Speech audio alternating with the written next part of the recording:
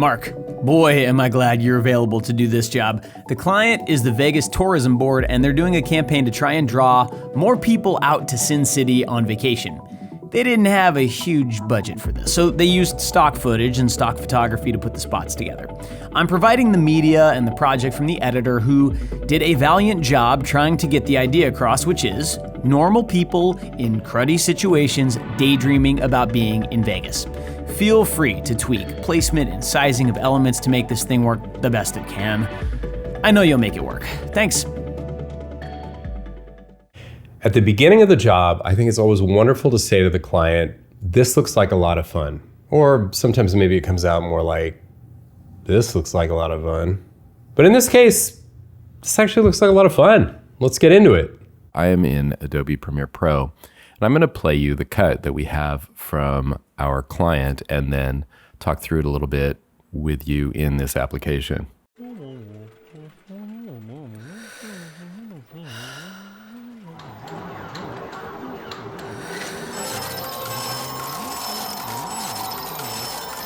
We know, you'd rather be in Vegas.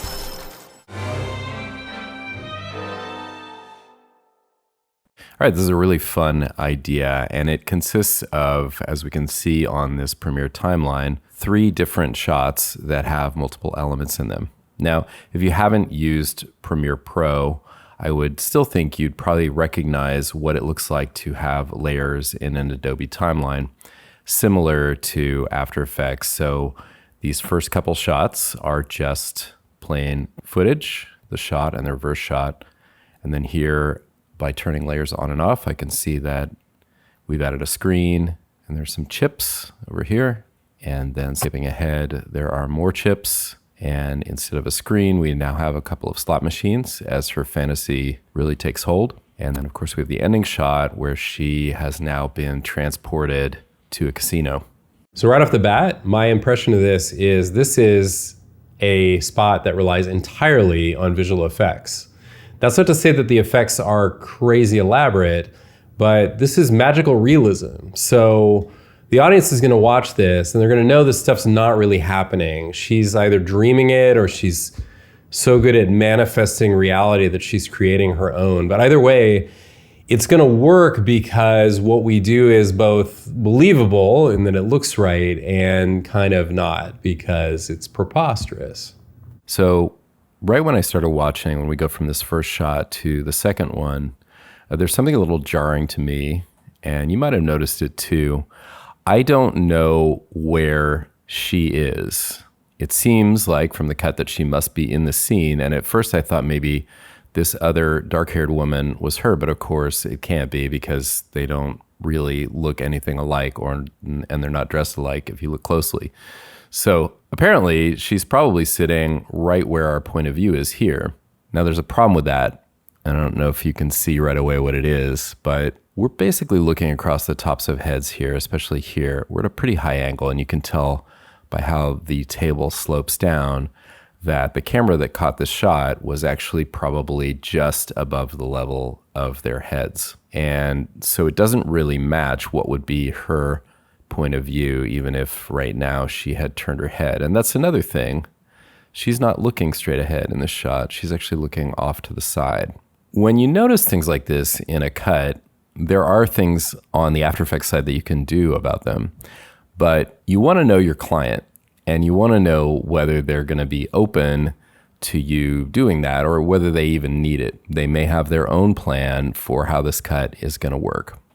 What we do know is that the assignment is to composite these 3 shots and make them look more realistic, and that's where we're going to focus most of our effort. Before you start a project like this and just dive into it, there are a few things that's really helpful to know. And you may just know them or you may need to ask. So first thing, I'm watching this cut and I can see there's some things I'm probably gonna wanna change even with the timing and the framing of the shot. This feels pretty loose and like this kind of client is gonna be happy to let me do that, but certain clients would really hate that. So I'm a big believer in the saying that goes, it's better to ask for forgiveness than permission, but when you ask for permission, you don't waste a lot of time doing stuff that they just end up saying no to. So just kind of feel that one out or just flat out ask. Similarly, you really do need to know what you're delivering. It's going to make a big difference if we deliver this in 4K or 2K. And so if that's not clear, you want to know, are you delivering individual shots or the whole cut? And are they asking you to do any color correction or any other finishing on it? That's not a big deal here, but that's, again, something you could offer. You could do in a really simple way, or you could spend quite a bit of time. And if you spend quite a bit of time, it's probably a line item in your budget. Finally, there's a question within your studio. Do you want to work on everything within a single project, which is how I'm going to work on it because it's just me? Or do you want to divide it up so that each shot is a different project, or similar shots are one project, and then the reverse shot or the alternate shot is a different one? That can help when you have multiple artists working on it, because obviously if everything's in one project, it's much harder generally to share it up. I know they're like team projects and things, but I'm not a big believer. So that's a lot I just threw out there, but those are all things that I would think about before you just dive in and start working.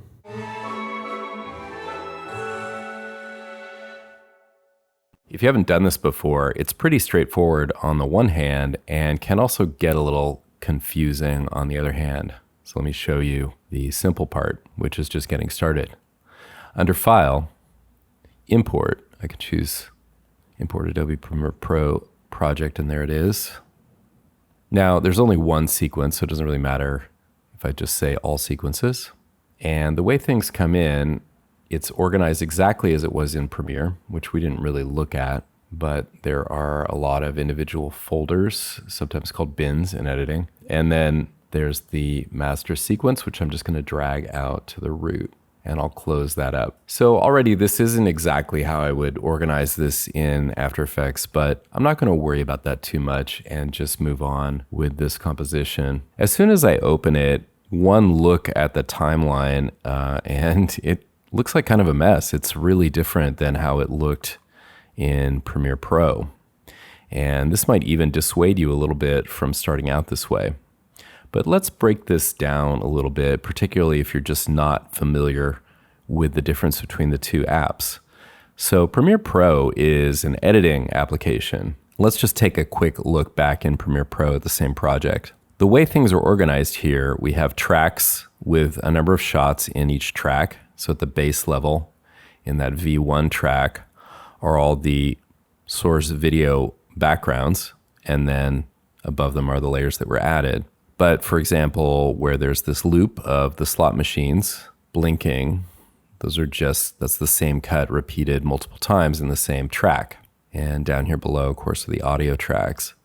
Over in After Effects, those loops of the slot machines are now each an individual layer. So in editorial, we want things to be organized so we can have multiple clips on one track, but that makes it difficult to work with them as individual layers. After Effects, on the other hand, is set up to allow us to freely reorganize and animate individual layers as elements. And that's what we like about it.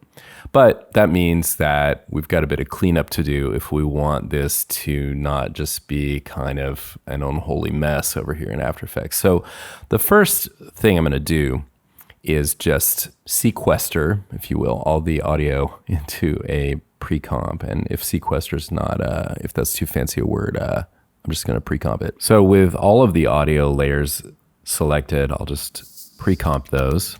And I can give that a helpful name, something really simple like audio all. And the thing to keep in mind in this case is I don't need to worry about audio at all in After Effects. It's just a reference. So I'm just going to move everything into that one comp, and I'm going to turn it off because actually I don't really need it as I'm previewing. It can get annoying to have an audio playing every time you preview. I'll just turn off the visual as well, even though there isn't any.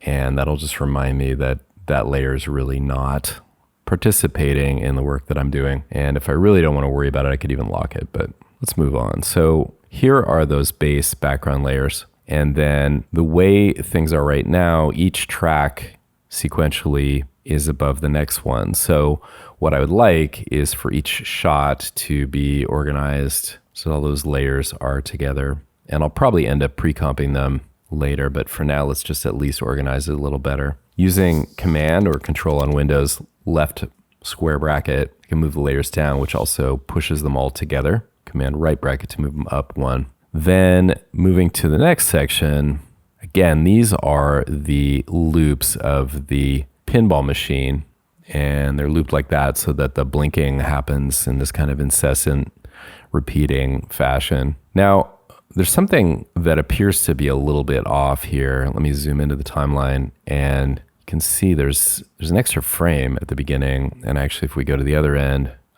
there's also a gap at this end of a frame. Now, normally I would drop everything at this point and figure out what the heck happened, but because I already know what happened, I'm gonna move on and save this fix for just a few minutes from now in this lesson, because right now I just wanna focus on the job at hand, which is getting this a little organized. So let's just do a quick fix. I'll select all these layers that are off, deselect the one that's not, just nudge them forward one frame. And now what I'd like to do is take care of this loop because it's bugging me that it was done in this way that creates a lot of layers. I would like those to be one layer. Now, I could do that by pre-comping all of them into one layer, and that would be done. But there's a more elegant way to do it. So let's do that, and it'll allow me to show you a pretty nifty little expression that is actually probably the one I use the most doing visual effects in After Effects, and that is keyframe looping. So with the first layer selected, I'm going to add time remapping, and that creates keyframes at the beginning and end of the original clip. I just have to go to the in point and create a keyframe there, another one on the out point, and then get rid of the other two keyframes that I don't need. And now I have the basis to loop those. Now, to loop these, I'm going to assume that you've never really worked with expressions. If you have, you probably know this trick already. You can activate an expression for any property by Option or Alt clicking on the stopwatch, and that gives you a little bit of code. And right now it's just the default, so nothing has changed yet. By selecting that one little bit of code, what I can do is choose a different command here. And I could also just type this in, but I'm going to show you how to find it on this menu. So under property, there are a number of expressions that start with loop. And the one that I'm looking for in this case is loop out. That's the one you're going to use the most often.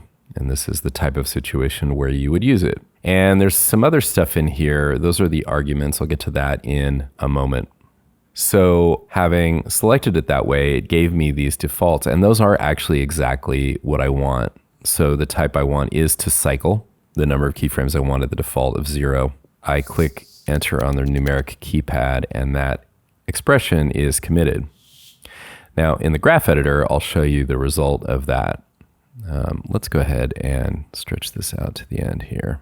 Okay, so there's one cycle of time remapping, and all this is doing is just going through frames in time. So now if I click on this little icon right here, which enables expressions to be previewed in the graph editor, now I can see from this sawtooth pattern that that cycle is happening, that the loop out cycle is repeating. So if I go ahead and actually delete these other layers, then just like that, we've got it cycling, and that is the purple one. So now let's go ahead and do the same on the blue one. I'll just select that layer, go back here to the end, set the out point there, but I can't do that until I set time remapping. With time remapping on, I can lengthen that layer using Option right bracket. I actually made it one frame too long, and I'm kind of a neat freak, so I'm gonna make that right. Go back here. There would have been a faster way to do this, which would be to just copy these keyframes and paste them in. Let's do that now and then delete the other two.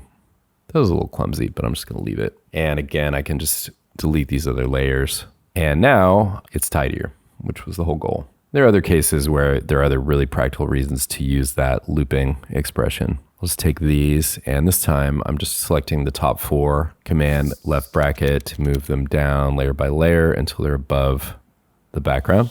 And finally, these last 2 layers, I'm just going to physically drag them down in the timeline. So now we have a much tidier looking edit. It's still not as concise as it would be in Premiere Pro, but again, for good reason, because now we want to work with these individual layers.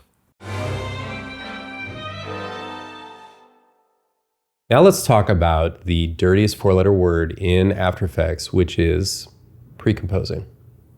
2, 3. Precomposing is something that many, if not most, After Effects artists avoid because things go away and you don't have access to them anymore. And in motion graphics, that can be a big problem. If they have keyframes on them, they end up wanting to tweak and adjust. You don't really want to dig down into another comp where you can't see the master comp. You know the deal.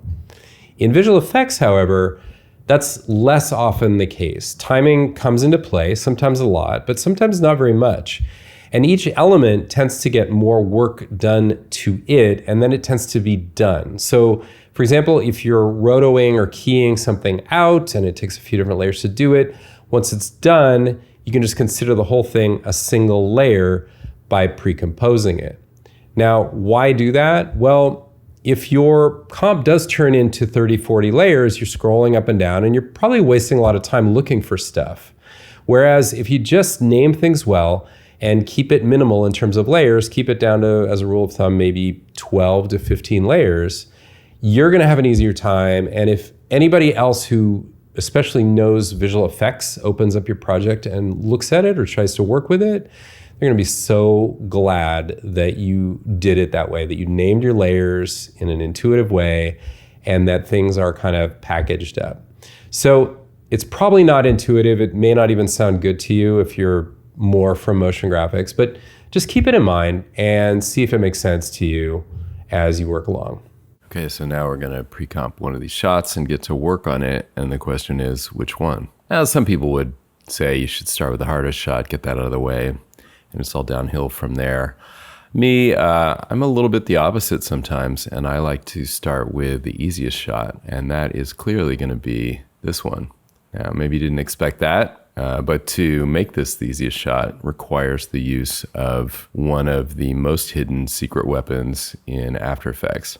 So let's go ahead and pre-comp this and get ready to work. Select those 3 layers, pre-comp them. I'm just gonna call it Casino to keep it simple. And then once it's open, let's organize things a little bit. The top layer is the logo, so I'm gonna just gray that out and lock it because you never touch the logo. And I'm also gonna gray out and lock the background because we're not really doing anything with that either. And that leaves this layer, which has just a crude mask on it, which I'm going to remove. So what we're looking at here is our foreground character over a background with a lot of similarly colored detail, especially around the hair. Her shirt has pretty nice contrast. And if we look at this in the color channels, which I'll do with shortcuts, you can see that particularly in the blue channel, we could do a pretty nice key for that shirt. But the hair, boy, I don't know. Not to mention that there's a lot of fine detail in this hair. I mean, look at all those little wispy hairs. So are we gonna just have to draw a mask right around that hair to get that? Well, the 2-word answer to that question is hell no. And the 1-word answer for how we're gonna solve this shot is, ready for it? Roto brush. That's right, roto brush, I'm not kidding. The weird thing about roto brush, and you're probably gonna hear me say this again, is it's not good at roto. It's really good at 2 things. One is selecting things that you almost could just do with luminance, really obvious edges. But the other is the opposite. It's fine detail, like hair or leaves of trees, that is just a nightmare to roto. Roto brush is up here in the toolbar, and maybe you've tried it before thinking it would solve all your roto problems and found out that you were wrong. But if you've never tried it, when you select it and click right here in the comp, nothing happens. And the reason for that is you actually have to work in the layer view. Now in layer, I have this green cursor, which I can make larger or smaller by holding down the Command or Control key. But right now the size doesn't matter, so I'm fine with it as it is. And I'll just start drawing right on my foreground character here. Now, as soon as I do that, this warning has appeared at the bottom of the frame. And spoiler alert, this is related to earlier when I noticed those layers were offset a frame in time. In fact, if you look carefully down here in the timeline, this layer is again off by 1 frame down here. So the issue, which I'm sure you can't read even if we zoom in here, maybe you can if we zoom in, but it says frame rate mismatch. So apparently, the composition needs to be set to 25 frames per second to match the layer source. Well, if you're not technical, you may not have experienced frames per second much or anything to do with it. But as you work with video in After Effects, it's an important thing to actually keep track of, because if you get mismatched frame rates, you often have to actually pretty much throw your shots away. And I've seen it happen at pretty high levels. So don't let that happen to you. Instead, as soon as you see this helpful warning, go and try to solve what has happened. Now, you might think that means, oh no, we got to go back and ask for a new edit. We got to get the footage all converted. Everything's going to have to be started from scratch. No, not at all. Instead, all we're going to do is right click on this layer and reveal it in the project using reveal, layer source and project. Now down here in the lower left of the project panel is the interpret footage dialog. If I click that, it pops that up. All I have to do is type in a new number, and it's even already highlighted for me. So I'm going to say 23.976. Now never mind for right now why that's 23.976 instead of 24, which is what it actually is. That's because of sound syncing in the United States, and don't even get me started. But anyway, that's what the frame rate should be, 23.976. And as soon as I select that, the error goes away. Well, of course, RotoBrush is still not happy because we started with the effects. We're going to have to start over with that. I'm also going to go ahead and just fix this little syncing thing.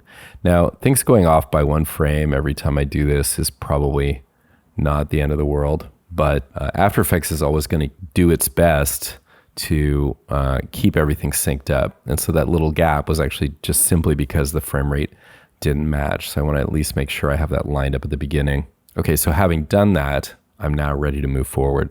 I'm going to take a look in the effect controls and just delete the RotoBrush effect that was already applied. So we start over again. And now I'm going to just outline this foreground figure. And I'm not too particular about how I do that right now. The pink line describes the selection that has been made by RotoBrush. So one instant problem is there's no pink line on this side of her head. It goes right across the top. I'll hold down the Option key and just add that area. Now notice I was nowhere near the edge. And in fact, you don't necessarily, really don't ever actually want to be. And there's something I already did wrong, which is I started painting right here on the first frame of the video. And the reason that that was the wrong decision is that in this case, looking at the video, she doesn't change her position much. And the most flexible place to put it would be right here somewhere in the middle. So I'm gonna, again, just undo my decision by deleting the effect and try once more. Now, this time I'm also gonna go a little more carefully around the hair right here to get this part, not the wispy part, but just the part that is solid hair that wasn't selected before. And again, I need to subtract this area over here. And now I'm also free to touch up a little bit on this base frame. So this blue marker here is the base frame, and that's where we are. And you want to make as many changes as you can, if not all, to that base frame. I'll explain more as we go. So I'm just going to add a little bit more of the hair. And again, I'm avoiding where it becomes seriously wispy and translucent. But this right here looks really good to me. If we take a peek at the result back in the comp, it's not looking too hot. In fact, it looks terrible. And this is what you probably associate RotoBrush looking like if you've used it without actually going the level deeper that we're going to go.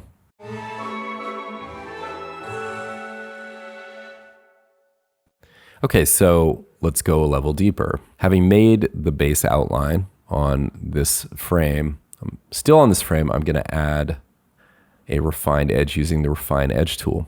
Now for this, again, the size of my brush matters a bit, but I want it to be large enough that I can basically trace down the edge and get all this wispy. So that looks about right. So I'm going to do just that. I'll go right down here through all the areas that have little wispy hairs down to her shoulder. And you see now the X-ray view. And if we zoom in on it, Looks like we've got quite a bit of detail happening now. Let's try the same on the other side before we take a peek at the result. And back in the comp.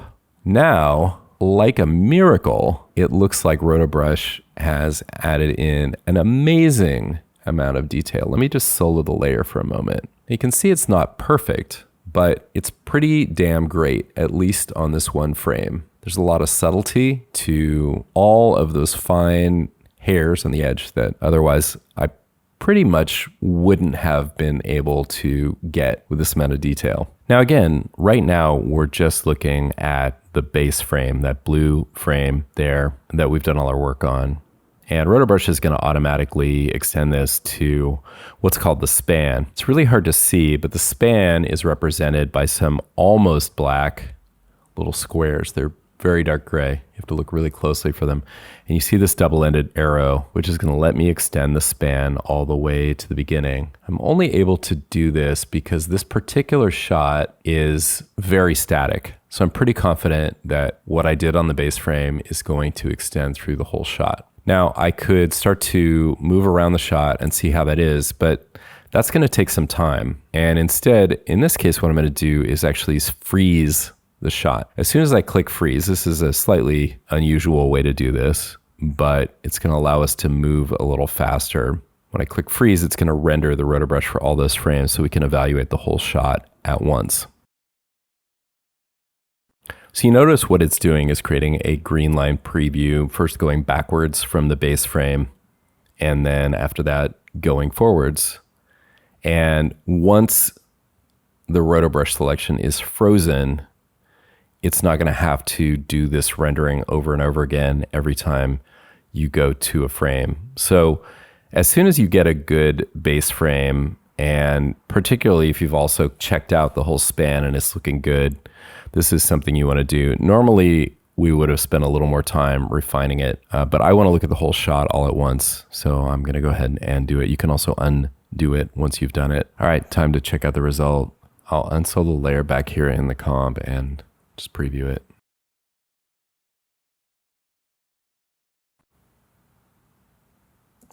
And again, I seem to have had this one little gap open up here. There we go.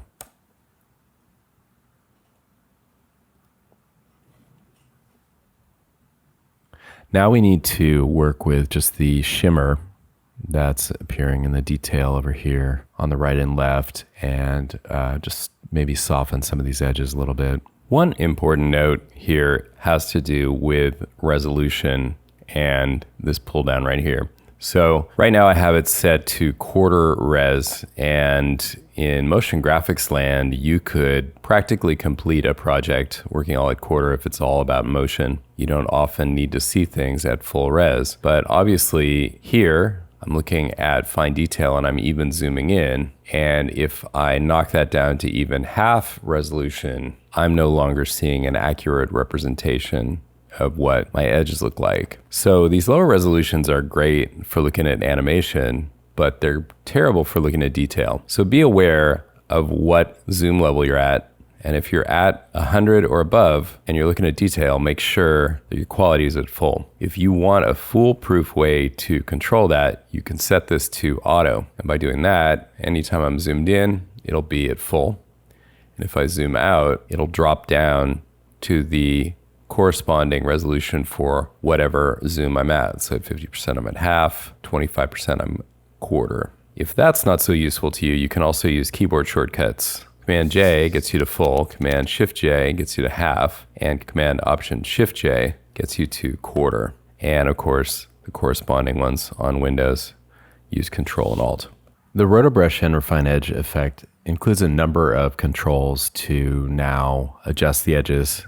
And when I say now, I mean now that we've created a RotoBrush stroke and even frozen it.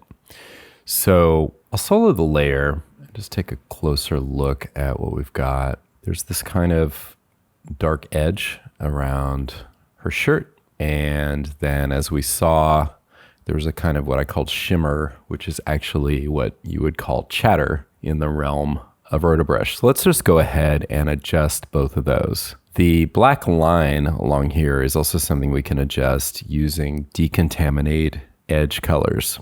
In fact, I'm just going to go ahead and do that one first. This often actually is helpful to do. Now, right off the bat, it didn't totally solve that black line along there. What I can do is take a look at the decontamination itself, and the white areas are where decontamination is helping. So if I increase it to maybe like 2.5, now that line is thick enough to incorporate the area where that black outline was happening, and now it's gone. Now, this isn't always the right choice because it does kind of bleed colors together in a way that isn't always what you want, but in this case, it looks like that is helpful. The feather controls in RotoBrush are a little different than feather in any other After Effects tool. They're kind of weaker. So right now there's a feather by default of 5 on all the edges where you're mostly going to see along the shoulder there. And that still looks kind of hard to me. So I'm going to double that to 10. And it just looks just a little bit softer like that.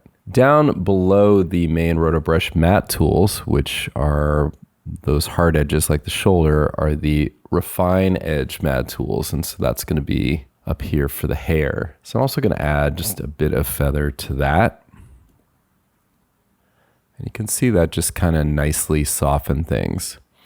But if I preview, there's still going to be that chatter happening. We can even see it frame by frame as I preview. It's pretty pronounced. For that, I'm going to turn on chatter reduction. There are a couple options, more detailed or smoother. Now, in this case, I don't really care about having more hair detail as such, but I do want it to be smoother. And so I'm willing to have the slower method in order to make it smoother. And I'm just going to go a couple frames ahead and behind. It is slower now. And there is less chatter, but there's still a bit. So one thing you can do is raise the reduce chatter amount. And in fact, you can go above 100%. So in this case, I'm going to go all the way up to 200%. Now, I came to that number via a bit of trial and error, but I'm just now showing you that that's going to calm things down. And so let's go ahead and preview that. Now here's an irony for you.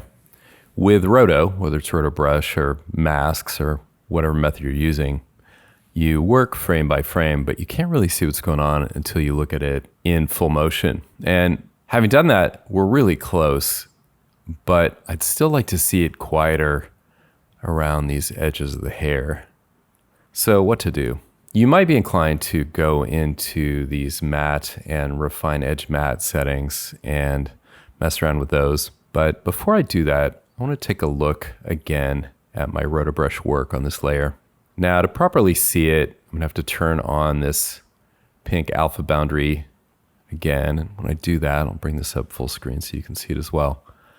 There are areas in the hair, just zoom in, that are showing as selected semi-opaque, but if I turn off the render, they're actually pretty solid. They should be. And it would be so great to just firm those up.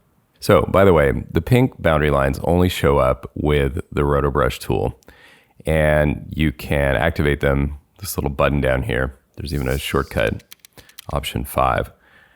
Down here, you can also use option 6 to just see the masked area with a color, and you can even set what color you want. And down here, of course, there's the equivalent of option 4, the alpha channel. And you might be thinking, well, if only I hadn't already refined the edge, now I'm stuck, right? Well, in fact, no, you're not. I'm going to just turn off freeze and go back to the base frame. And the reason, again, that I go back to the base frame all the time is that's the only frame that I can adjust that affects the whole span. Any other frame is only going to affect all the frames that either follow it or come before it away from that base frame. So I hope that made sense. Now, what I want to do is just take the RotoBrush tool, the original one, not the Refine Edge tool, and come down much closer to the edge this time and just reselect through here. Let's see if that worked. Yeah, so looks like maybe I went a little too far right there. Let's try once more. You do have to be a little careful how you do this. I don't want to play a game of going back and forth over and over again. You know what I mean? Okay. And then over on this side, do the same thing, just through the areas that I know are opaque. So there's a much narrower edge that is being refined now. I see a little issue right there, and it's also okay to just go back with the refine edge tool and make sure that that one is looking semi-opaque. Okay, so normally I don't freeze the roto brush every time I adjust it, but as I get close to the end, I just go ahead and bite the bullet.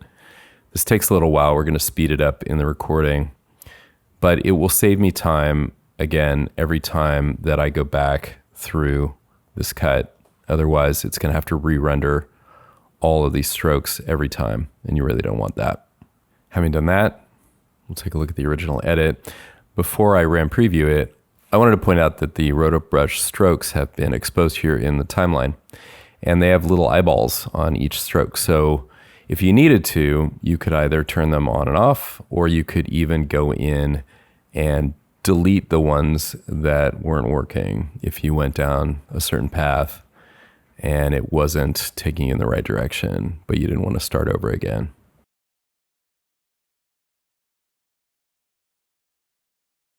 I say we call it good and move on to the thing that stands out to me most right now, which is color matching in this shot. There are two major problems with RotoBrush and two things that is really excellent at. The first major problem with RotoBrush is that it has the word roto in it, which implies that it's good for rotoscoping when it's not.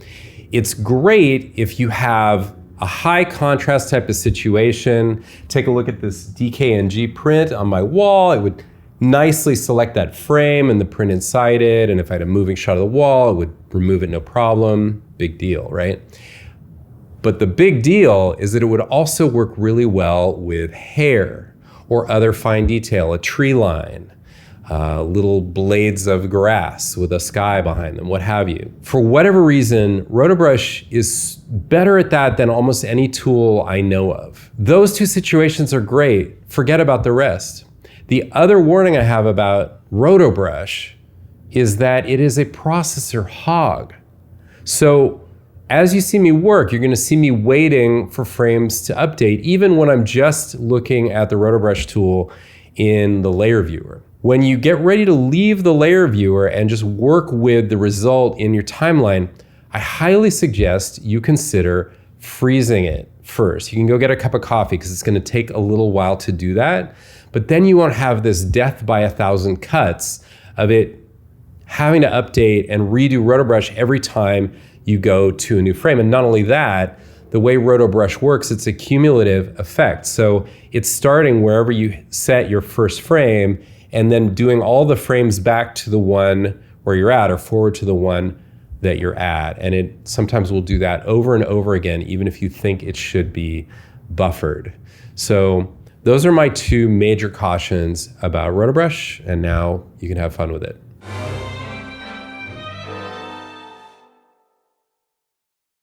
Now, anytime you have talent standing in the near foreground and a background far behind, you kind of get to do whatever you want with lighting. You could decide that actually she's standing at the edge of this futuristic car exhibit that has a big spotlight on it, and that's why she looks so much more lit up than the rest of the scene. On the other hand, that's a terrible idea. What you really want to do is make her look like she belongs in the scene, at least as a starting point. And we'll talk a little bit later about the leeway you have in that. But right now, she just does not look like she belongs in the scene, and it's no longer because of her edges. There are a couple different tools that I use for color matching, and those are levels and curves. I'm gonna start with levels because it's a little easier to show what I'm doing, and then I'll recreate a similar adjustment with curves. Most of you have probably used this effect before, but I'm gonna show you how to use it in maybe a slightly different way than you have in the past. The first thing I want you to do is stop looking at this as a color image and instead view it as black and white or grayscale. And the simplest way to do that is to switch to one of the individual color channels. Now, there are shortcuts to go to red, green, and blue. In most cases, including this one, I suggest you start with green. Green is the dominant color in your vision spectrum, and it's going to have the closest to representative grayscale of the whole image in most cases. And therefore, that makes the green channel a good starting point. We could adjust just the green channel, but in fact, I want this as a starting point to adjust the entire image. And I wouldn't necessarily do it this way if, say, the image were predominantly green, or if instead it had almost no green in it. But this is sort of a regular run-of-the-mill set of colors in this image. So to start out, she looks really bright. The immediate fix for that is to bring down her output white, essentially to lower the level and the contrast in the white. Of course, since we're in a low dynamic range image here, that's going to make her look kind of gray. So this is kind of an unusual case where I'm actually going to start with a gamma adjustment. That's this middle slider, as you probably know. And counterintuitively, you move it up to go down in gamma level, or at least in gamma perception. Now, where do you want her to be? I'm going to go for something that pretty well matches the scene to begin with. So there's nothing in the scene that's exactly like her color.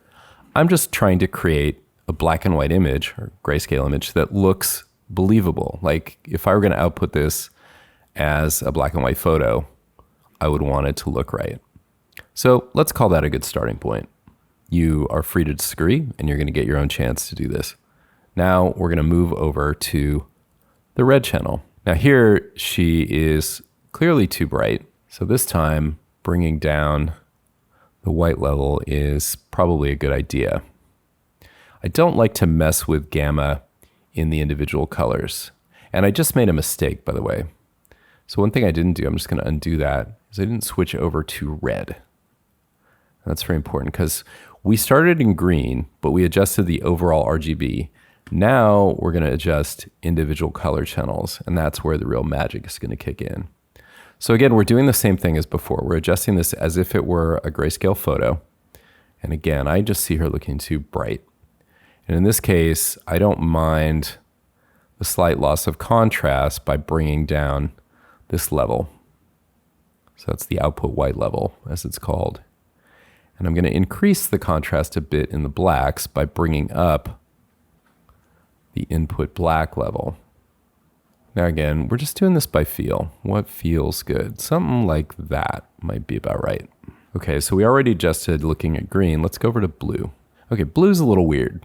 So in blue, her shirt, which is more blue than anything else, is just really, really bright. It's like these lights in the background.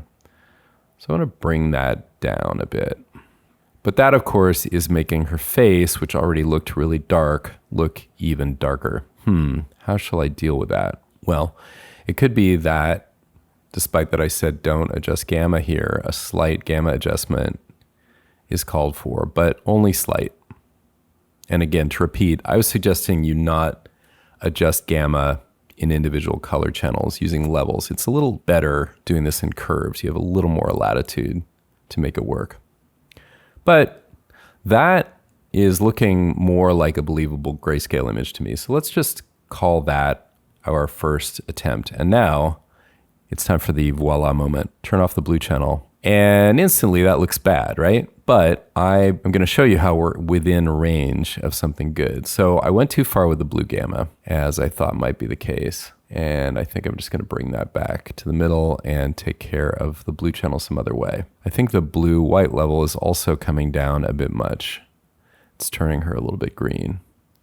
So we're just going to soften these adjustments to the gamma and input white here. I'm looking right now at the highlights in her hair and just kind of balancing things out.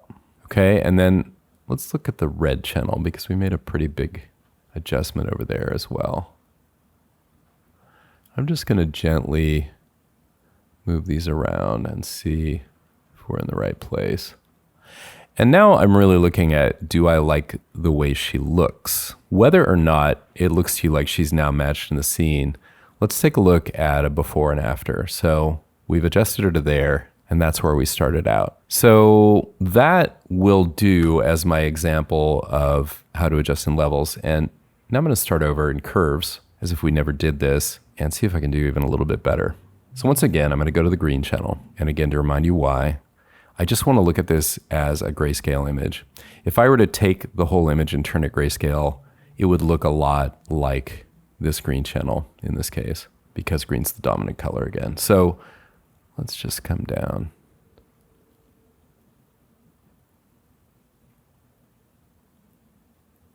There. So I'm just going to work with gamma for now. Move over to red and switch to red over here.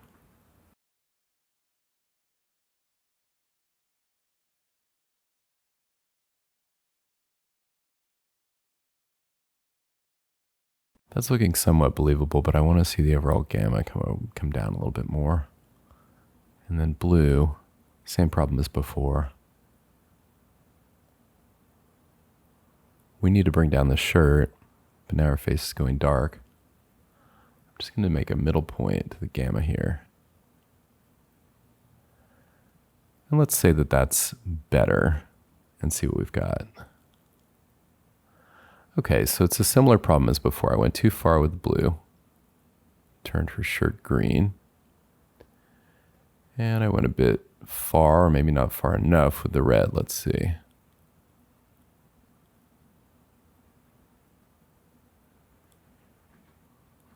And that's subjective, of course. I'm really just trying to balance her colors again. Okay, so again, that's before and after, right? And now the thing you can do here in curves that you can't really do in levels is add another point. And I'm just wondering about her highlights overall. So notice if I add a point in the highlights here, we get a lot of nice control over the detail in her face. And the face is really, of course, what we want to adjust around. Now, to me, that's starting to look pretty nice. I would, at this point, maybe walk away and come back later and see if all of a sudden the shirt still looks too green or something else seems to be wrong like that. But that's the after, that's the before. It now looks to me a lot more like she is believably in this casino. Now, you could argue that the shirt is too bright, and that's fine. In fact, you can see somebody else wearing white over here, and their shirt's not as bright. However, like I said, this is our lead talent here. So it's not so much that I want her to look as if she's blending into this environment, but just that she believably is the star of this environment as opposed to some postage stamp alien stuck on top of it. The process that we're getting into here is one that I have called in my book of a million years ago, color matching for the color blind. Now, if you look at our girl there, she wasn't really matched there at the end, but maybe because she's in the foreground, she could be in some slightly different lighting, and we want her to pop out. Like I said, she's the star, but she's matched. She's not stuck in there. And the way I'm going about matching her in is not by guessing. Now, this title, Color Matching for the Color Blind, is not a gimmick. There was actually a guy at ILM who was colorblind who would match shots for feature films using this technique. Now, most of us are not exactly what you would call colorblind, but we can get fooled by changes in ambient light conditions, which is why we tend to work in environments that look kind of like this. But the great thing about matching colors on grayscale channels like this is at least twofold.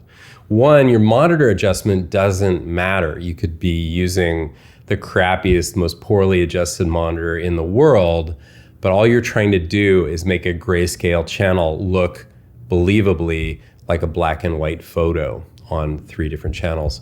The other piece that's so great about this is that your eyes are much more sensitive to variances in light level than slight differences in color.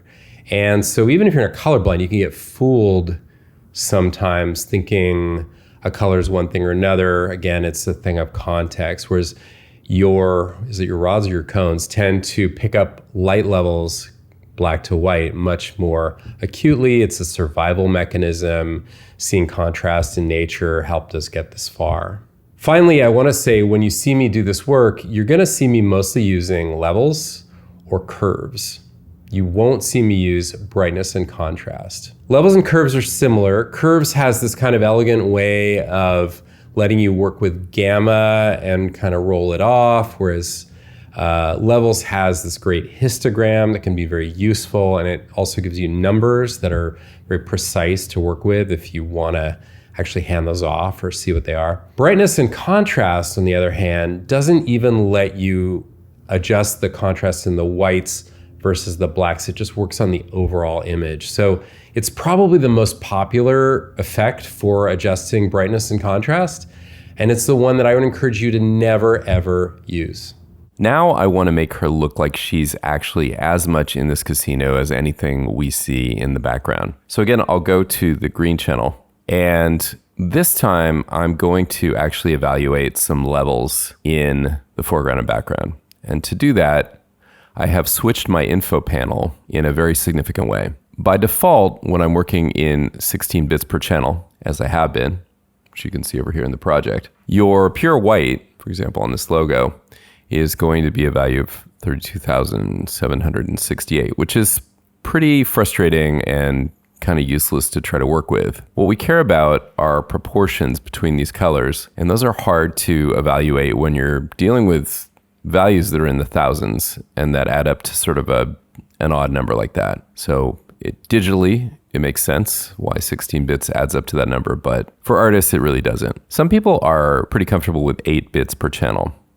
Now, notice here in the hamburger menu, the upper right of the info panel, I can choose 8-bit per channel, and it does not change my project bit depth. All that does is now show me that absolute white is 255, which is something we're all familiar with. What I suggest, however, that you do in this case is to move to decimal color, and that makes absolute black 0 or close to it. I don't know if I have any absolute black in here. And absolute white is 1. And again, this is in low dynamic range, and in HDR, it's a different story, as you know. So this will allow me to look at a given color and pretty quickly assess, like, okay, red 0.43, green 0.25, blue 0.22. There's about twice as much red as green and blue in what I think is a white hoodie over here. And if I go over to her teeth, that's 4 to 3.5 to 2.9. So not quite as distinct a proportion. And it's helpful to move your cursor around a little bit because you'll see the blues and greens trade off. There's not so much distinction between the red versus blue and green here. But the first adjustment I'm going to make to get her into this casino is just to make her less bright. Because right now it's really like she's got a special light on her. And let's just take that off by taking the levels down.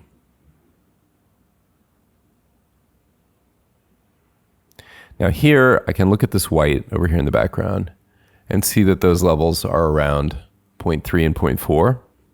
And I can look at her shirt and see that it's still a little bit brighter. And so to really match in, she'd be something like that. And of course, this is subjective. She's in the foreground. She could be lit separately, as we've already established. But this time, we're making her look like she's really just standing in the casino. So now, having done that, let's take a look at the white level on her teeth again. And it looks like there needs to be some more red in the whites. So I'm going to increase the contrast in the whites by pulling down input white. Go a little bit further. 26 to 1916 is much more like the ratio I saw over here.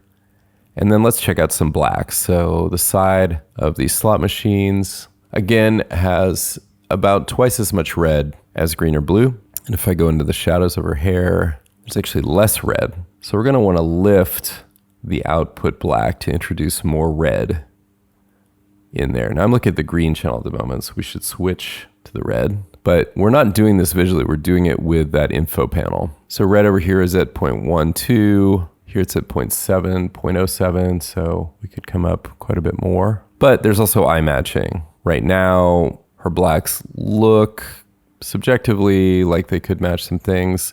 The shadows down here are darker. They're in 0.03. So anywhere in here could be about right. Let's just talk about proportions. So the red proportion is actually too high now. It's 0.09 to 2 and 1 for the others. So let's come back.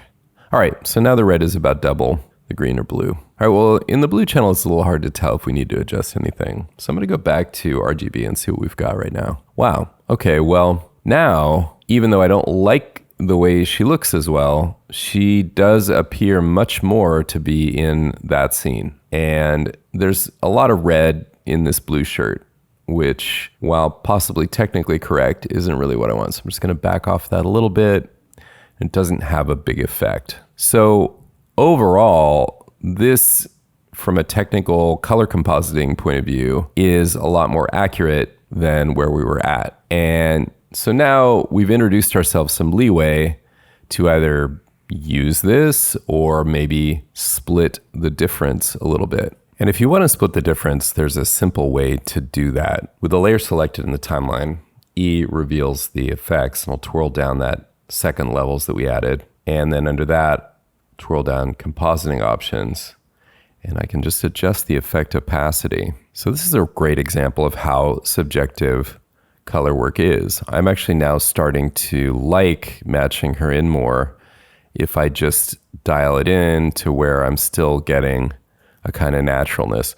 Now, obviously, ultimately, it's going to be up to some fresh eyes on this, i.e. the client or someone else supervising, as to whether this is the right direction to go. But it's always great in visual effects if you can really easily dial something in and out, toggle it on and off. I'm really liking that pretty well. This is a great example of setting up all these rules about the right way to do it, just so you're free to express yourself artistically. I've come up with two very different looks for this foreground character, each of them valid. Now, I mentioned I would kick it to a supervisor to decide. Maybe I'm the supervisor, and really in that case, it's just like, go get a cup of tea or go home for the night and come back in the morning and take a look. And what's your emotional response to it? And anytime you're gauging that, you're dealing with art. So maybe it's funnier if she really blends into the scene, or maybe it's better for the commercial if she really pops and her skin tones look as nice as they can. That's the art of it. And so that is where I actually find this to be really fun work.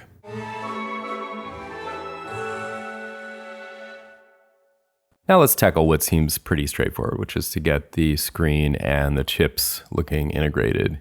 There's a little more to it than you might think, but I think you're going to know how we get started at least. I'll pre-comp and call this wide 1. Start anywhere in the shot. Let's see, this middle layer is the screen, and that would make the top layer chips. So the screen just needs to fit, needs to be a little bigger. I'm not going to worry about cropping it a little bit.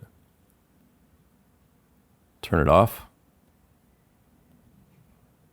And just hit the corners.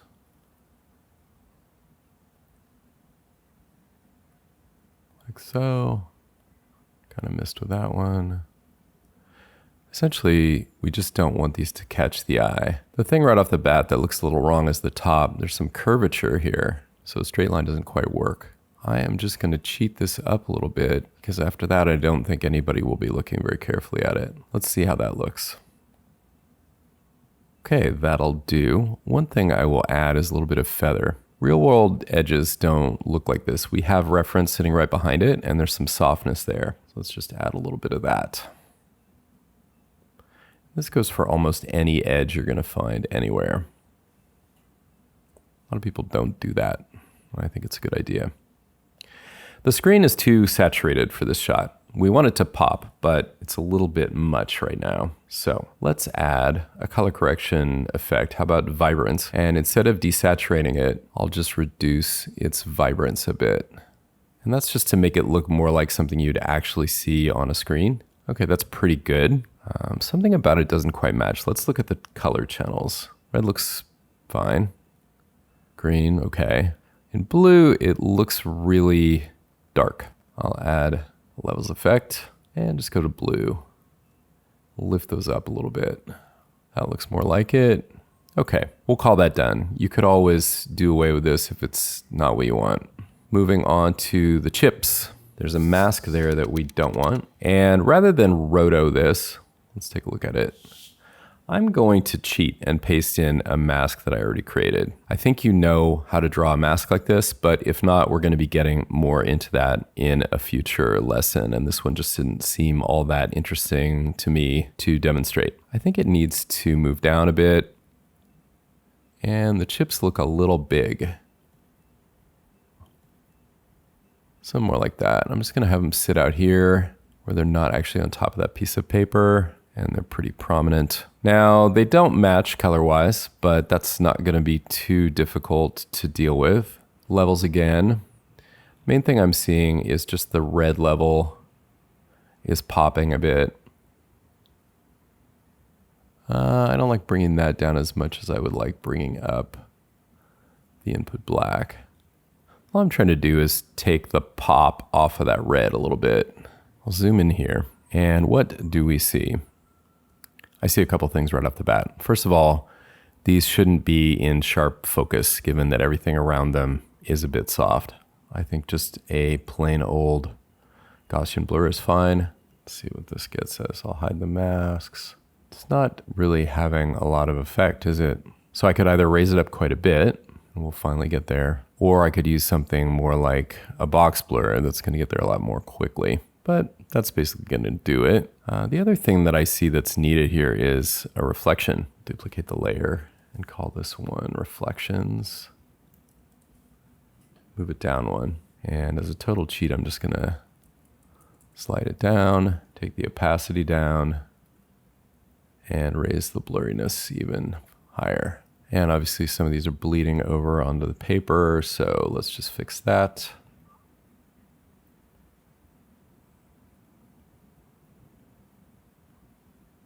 We'll make that a subtract matte.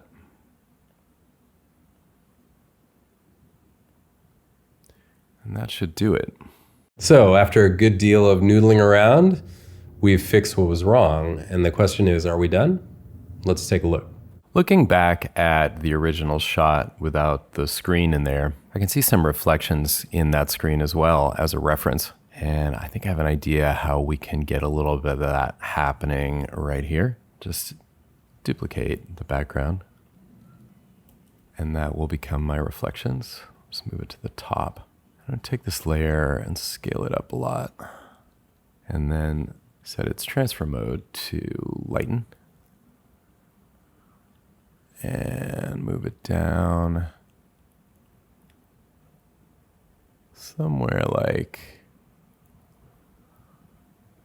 that. Duplicate the screen and move that to the top. Turn off its effects since we don't need them and set a track matte for that screen. Now all I have to do is bring the opacity down to taste. Now, again, it's a question of let's make the screen read well, but let's make it integrated. So here's it without the reflections. Here it is with subtle reflections. Here it is with more pronounced reflections. So I'm gonna go somewhere between, split the difference and call it good. And then let's take a close-up look at this now and talk about grain. So I'm just gonna lift the gamma over here on the shot, just slightly. And when I play, I can see grain happening in the background. And it's not happening on the screen. So let's add some. Noise and grain, add grain. Make sure you set this from preview to final output, otherwise you won't see it. And even without adjusting it, in many cases, that's gonna be a big improvement. Now, the screen is scaled down to, let's see, I think it's about 30%, yep. So technically we'd wanna scale up the grain size. I don't think there's really a need to do that very much looking at this, but we could do it slightly. Really, if you're looking at it with the gamma up in the zoomed in view, you're getting a decent idea of how it's going to look in the final Really, I think I'm going to barely scale that up at all. Yeah, that looks good. So now without gammaing up, if you're paying attention right now, you can see it. But to the untrained observer, it's going to be a question of the element not standing out for some reason. They probably don't even know what it is. The reflection's a little weird. Maybe down a bit. Because I do want those lights. Okay, that'll work. And then the chips are going to need grain as well. Now, these are scaled way down, 3.5%, and they have the reflections with them. So that is going to lead me to pre-comp. I don't need to open it, but now that whole pre-comp is 100% scale. So now all I have to do is apply, add grain again. So the final output. And once again, I bet you that's going to just do it right there. Reviewing the whole shot as work in progress, I'm liking it. I like how naturally the chips seem to be there. There is something that's bugging me a little bit. Take a look at the fingers. Notice that the reflection is additive over here. So it's actually making the reflection darker here. And it's doing that with the chips as well.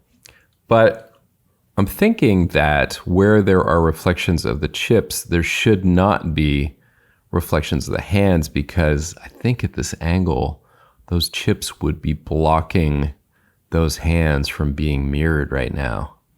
And now that I've shown you that, it's probably going to bug the heck out of you too. But this is the kind of critique that would come up on, say, a feature film where you're working on a, dozen different takes of a shot. So maybe we'll just move along now.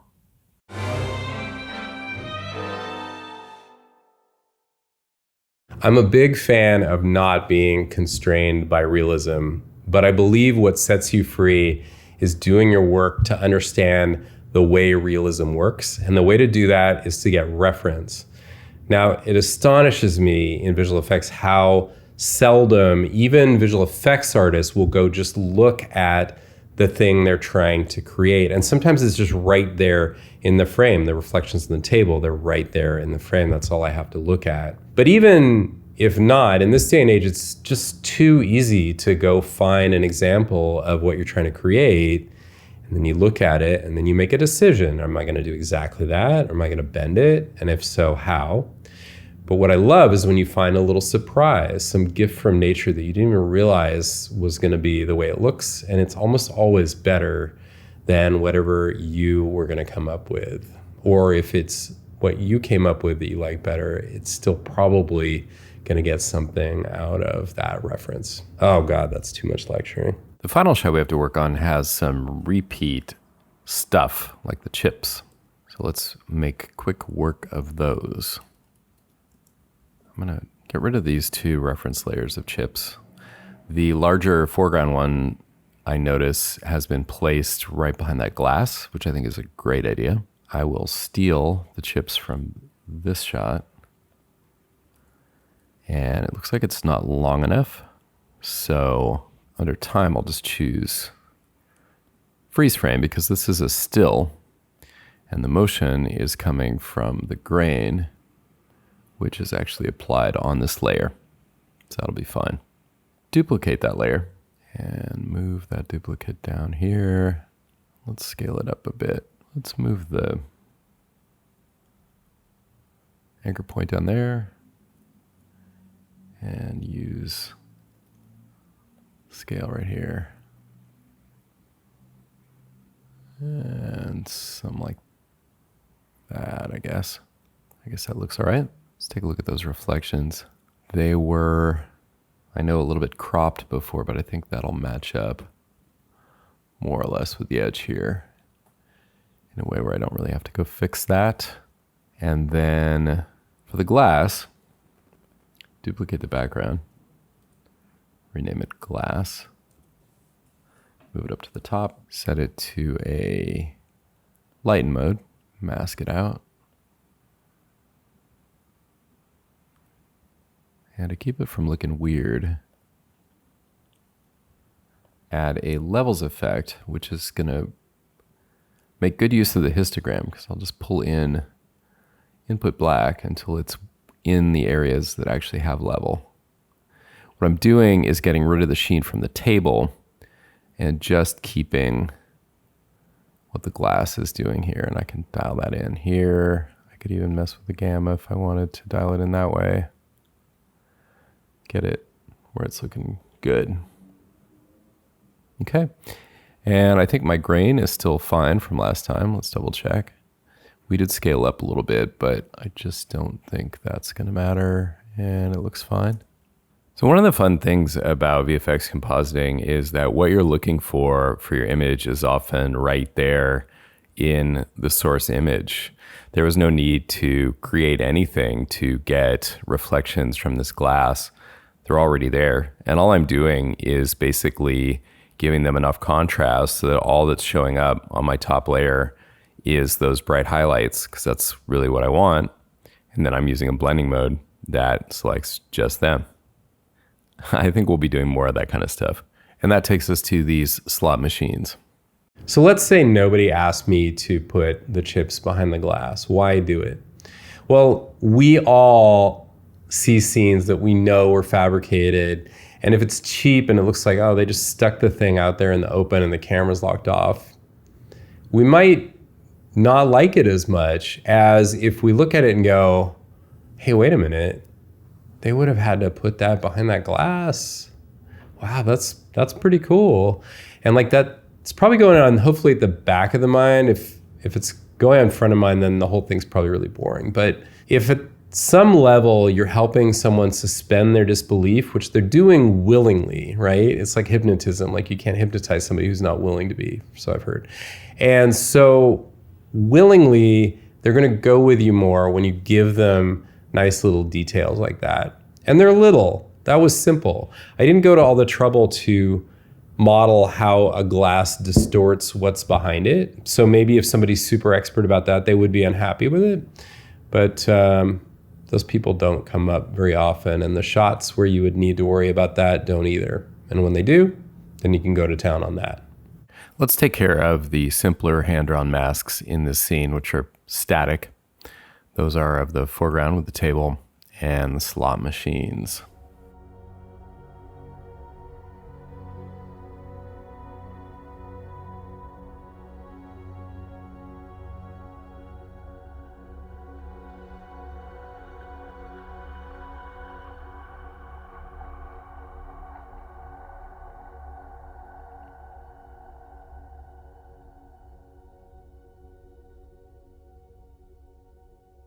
I think it would help to have something to fill in the gap here. Let's see if we can do it with a shape layer. Now, this is a case where I think we can get away with something really dumb and simple with a pretty blah color, because the last thing we want it to do is call attention to itself. I just got the idea to give this slot machine a little dimension because I saw it in the original image and I noticed that there really wasn't much there.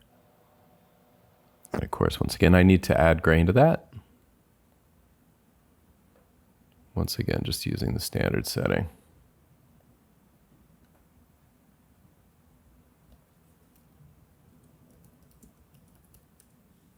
That is going to leave us with his hands and this plant.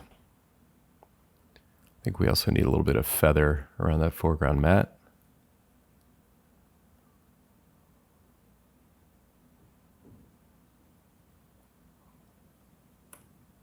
Maybe less than that.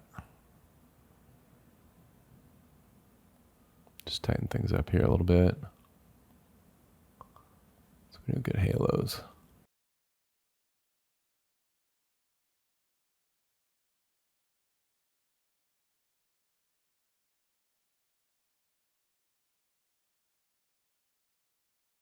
Okay, so there's a few foreground details to take care of here. The most obvious one are these hands. There's also some detail on the plant. And it's even bugging me that we have a static mask along this guy's arm while he's moving around. A lot of people wouldn't pick that one up. An even subtler thing that I'm not going to deal with is the fact that this slot machine is not quite locked off. If we zoom in, you see it wobbling a little bit. But that's the kind of thing you usually only see if you loop a shot a lot, like we're doing right now. So I'm just hoping we can kind of get away with that one. So let's get set up to take care of these. The background has no effects or anything else on it. I can just duplicate it, bring it to the top. I'll call this one arm, duplicate it again, call this plant, and duplicate it again and call this hands. So for the arm, let's go ahead and use Roto Brush because I think that will work really well on that one. Right over here, I'll just select the Roto Brush tool, go right down the side of the arm here. That looks good. Get rid of this background that we don't want. Carefully just going right through there. Okay, and I didn't even really pay attention to what frame I did that on because he's so static. So I'll just extend the span across the clip. And I think I'm just gonna go ahead and freeze that because it's gonna work.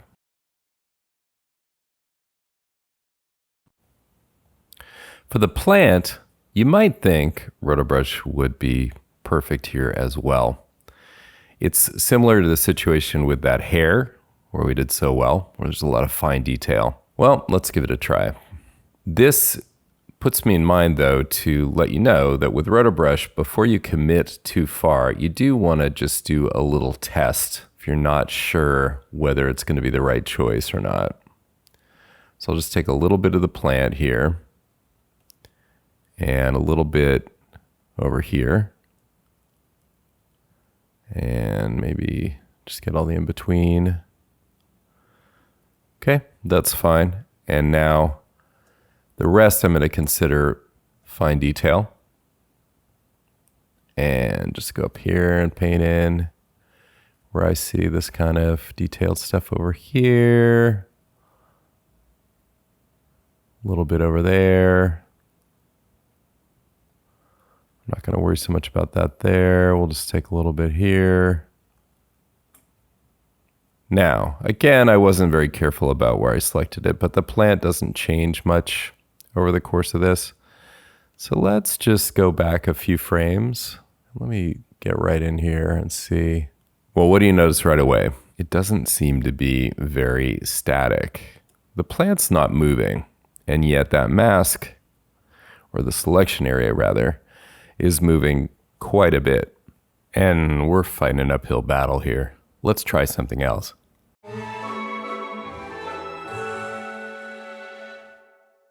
So you may have heard it said that there's more than one way to skin a cat. Most of us haven't actually skinned a cat, so we can't say. Anyway, when you watch me work, keep in mind, my way is not the way. It is a way. And when I've worked on teams of artists, we're doing similar stuff, especially when it comes to the small detailed stuff, I've noticed that everybody approaches it a little bit differently, and that's great. And in this course, what I would love is for you to get familiar with the way I'm doing it and why. And in many cases, if you guys come up with something better, more expedient, or just more your own style, awesome. That to me is complete success in this course, and I encourage you to outdo me. So when you're solving a roto problem, it's super helpful to narrow it down to just what you have to worry about. I've masked out the 2 bits of plant detail that I want to keep here. And so in thinking about how to do this without actually painting in these leaves, because I'm lazy, I'm going to look at the color channels. Now you'd think that green would be a helpful place to look, but look at that, there's no contrast between the leaves and the background. That's not because the background is green, but just because the amount of green to make it gray is about the same amount as to make these leaves green. That means another channel might help us more. Not so much red, but in the blue channel, we find that the lack of blue in this plant is actually what is going to help us get this job done. So this is skipping ahead because this is actually a keying lesson, but it may come in handy. So let's just give this a shot really quick. Under keying, extract, I'll switch the channel to blue. I see this histogram. I'm just going to come down here till I see the background go away. And that corresponds to where this spike is in this histogram. Just come down to about there. Then I'm just going to add some thresholding, just a little softness, not to where I get into seeing the background creep in, but by adjusting these a little bit. That looks good. I don't need to be looking just at the blue channel. And I'm going to zoom out a little bit because we don't need to see it at 800%. Let's see how it looks. There is a small amount of noise, but I think once we're back at 100%, let's hide those masks. That is something that nobody's ever going to notice.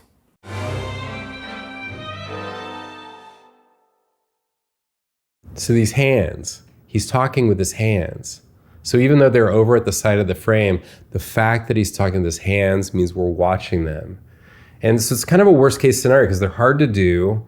They're not really prominent in frame, but they're important because we're looking at them. Wouldn't matter if the hands were way over here. Where is your eye going? It's watching the damn hands. So they've got to be extracted perfectly.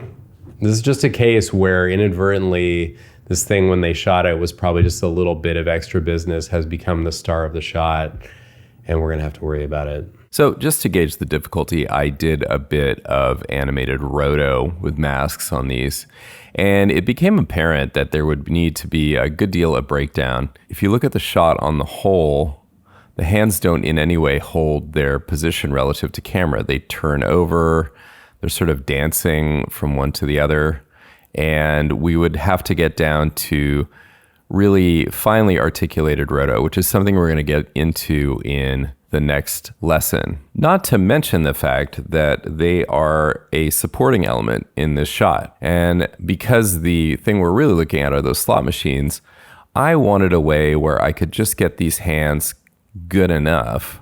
Now, it did remind me a little bit of what happened with the hair in the other shot. So I thought I would try RotoBrush. So I said a second ago that sometimes you just have to bite the bullet because an element has to be right. But I just am not at the point where I want to roto these hands. So I'm going to have to find something else. Now, I thought that RotoBrush would be a good choice here because the problem of these fingers is a lot like the problem of the wispy hair. And I started by just masking off just the area that was needed, which is pretty minor. Then in the RotoBrush layer, I got into making some span. So I'll unfreeze this and show you that I created my base frames right where there were the equivalent of what in animation you would call keyframes. So if I turn off rendering for a second, let's just look at those frames. So there's one where he holds the hands there. There's another position of the hands. That's the next one. And then finally this one. So that seemed like the right approach. And nevertheless, what ended up happening to make this work is, I'll show you, I had to use a lot of strokes. So this is like a piano roll of strokes that you see here. Now, these get created pretty quickly, but the overall process of back and forth, if I showed it to you in real time, was going to take, the better part of an hour. So I'm going to offer a quick rule of thumb with RotoBrush, and let's call it the 20-minute rule. When you start on a RotoBrush, like any given set of strokes that you're extending out, spend only 20 minutes refining that before you evaluate whether to move forward or not. And if it's not coming together and new complications are still coming up, I would bail and look for a different approach, because it has happened to me and probably anyone who's tried to take RotoBrush to kind of its limit. The more you put in, the less you get out of it. And so that's kind of my rule of thumb for where you should be 80 to 90+% there, 20 minutes. So at regular scale, this is the result. Those little bits you see flashing on and off at the side actually overlap outside of where the slot machine was. So I don't have to worry about those. But if you zoom in, it's not that great. Might be good enough, but not that great. And this was the result of carefully adding and subtracting selections the same way we did with the hair. So the lesson here is that if you're trying to use RotoBrush for something and you start to find that it's turning into a lot of manual work, that's usually a signal it's time to try a different solution. Now, just like with the plant leaves where I noticed how green they were compared to everything else, these hands look really red compared to everything else around them in the scene. But if I look at the red channel, their grayscale level isn't really that distinct from everything around them. It's kind of the same story in green and blue. So even though it looks red, if I choose the red channel in the extract effect and try to remove the background that way, I don't go too far before it starts to break. And I've still got a lot I haven't taken care of. So right now, I'm feeling a little stumped. I really don't want this lesson to be about roto, just because of these damn hands. But so far, my efforts to extract them aren't working. So I think what I have to do is just kind of walk away, take a break, let it kind of simmer on the back burner and see if I come up with anything. This is the result of using key light to solve my problem with the hands. Zoom in there for a second to get a better look at that. Okay, I could spend a full hour describing the process. Well, maybe not an hour, but we could get into how this keying effect that's actually to remove things was turned around to just hold out the hands. I think you probably get the basic idea, but let me give you an overview and we'll just tab this one until we get more into key light. So the layers soloed allow me to quickly take you through what actually worked here. And like I said, I promise to go into more detail on this later on. Now, the key observation turned out to be that his hands just look very red compared to anything else in the scene, as does his face. Not red in a way where we could go to the red channel and extract them. Here they kind of look middle gray compared to the whites in the background and so on. But red in the way that Keylight understands them, which is that there is predominantly actual red in the image, if that makes sense. So just like the sweater's blue and the plant is green, the hands are actually red. And that's the way Keylight looks at the world, red, green, or blue. It's very rare that you end up keying red because usually you're trying to preserve skin tones rather than get rid of them. But that's exactly what we did. So that was the first step. Then I added a choke and spread of that mat to just clean it up really quickly. I'll show you how to do that later. Shifted these so they would be an alpha channel with white as the core, and added a bit of blur to just feather that mask, which you can do with a black and white image. So having done that, I didn't have to worry about this extraneous detail because I'm using this mask on the main layer.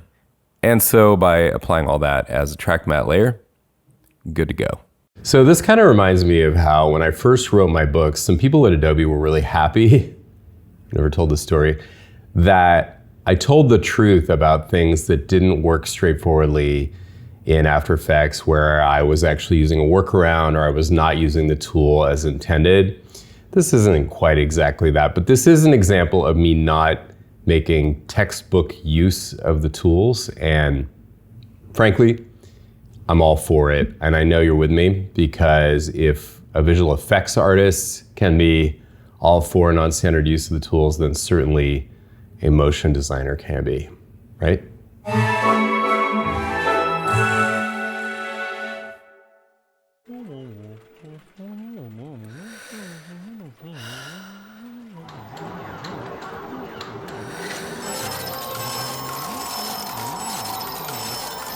We know. You'd rather be in Vegas. Pretty cool. Now, you may have noticed a couple extra additions in here, which are these head moves and repos of these shots. So if you remember, the wide shots were framed more like this, which I said was too high, and I didn't believe it was her point of view. I left this shot that way with the slot machines because they're so tall I didn't want to cut them off, but that could be addressed later. Over here though, I've scaled the shot up slightly. However, since it was taken at 4K, I have plenty of room to do that. I'm only at 57% scale, and 50% would be filling the frame. So I've just added basically a head drift and snap over to the right to match her head move there, where she has her yawn, to subconsciously suggest that that's her point of view. And then we solidify that here where she snaps her head back, a little overshoot, and sets it up for that reaction. So we've done quite a lot of good work here. We've got a couple of elements integrated into this shot, including such extras as reflections and grain. And then over here, we've got more of that with a bit of extra tricky roto that had to be accomplished to pull the shot off. And then finally, this matching masterpiece here at the end. Now, all of this is just version 1. So, of course, it's going to depend on what it looks like once it's reviewed and, the client, whoever else wants to come back. All in all, I'm pretty psyched with how that came out. All right, well, celebration time. We made it through our first lesson. Let's recap what all we got into here. So, color matching for the colorblind is a technique that I hope you make excellent use of. If you are one of the true natural pros who doesn't need it, great. But honestly, I think anyone will get faster and more accurate work, like 80-20, 80% there, and then you just finish it using this technique. We also got into matching, and that included matching some things that you might not normally think about. So matching shadows and reflections, that might be plainly obvious to the eye that your shot needs that. But I have to admit, I was working on my first feature before I knew anything about grain matching. And now when I see shots that don't have it, it makes me crazy. Or even if it's not right, it's not right. So now you won't stop noticing it, probably, and you're welcome for that. Finally, roto brush, which is not technically part of this lesson, but I'm really happy that we had such a good use here for it. I don't know if your exercise is going to make quite as good use of this, but you will come up into situations where hair in particular or other fine detail benefits from whipping out the old roto brush. So I think this was great. And now let's see what you can do.